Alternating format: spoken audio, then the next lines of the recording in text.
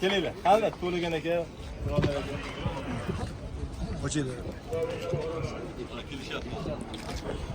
Assalomu alaykum, hurmatli yurtdoshlar, aziz mehmonlar, barchangizni Gullar shahri Namanganda ko'rib turganimizdan bag'oyatda xursandmiz va azizlar, viloyatimizga yana bir bora xush kelibsiz deb qolamiz.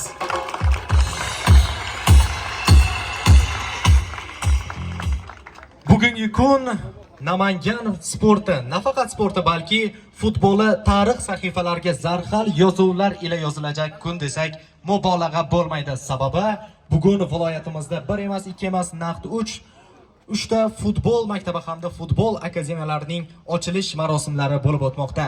Dastlab Namangan viloyati futbol maktabi, Namangan viloyati futbol akademiyalarining ochilish marosimlarini o'tkazgan bo'lsak, endi navbat Navbahor futbol klubi qoshidagi Navbahor futbol akademiyasining tantanali ochilish marosimini guldiroz qarsaklaringiz sadosi ostida boshlaymiz.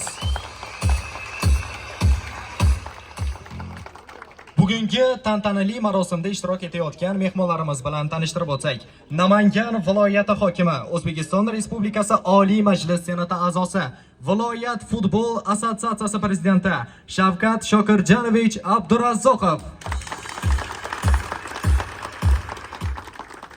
O'zbekiston Respublikasi sport vaziri maslahatchisi o'rinbosari Murod Valijonovich Ismoilov,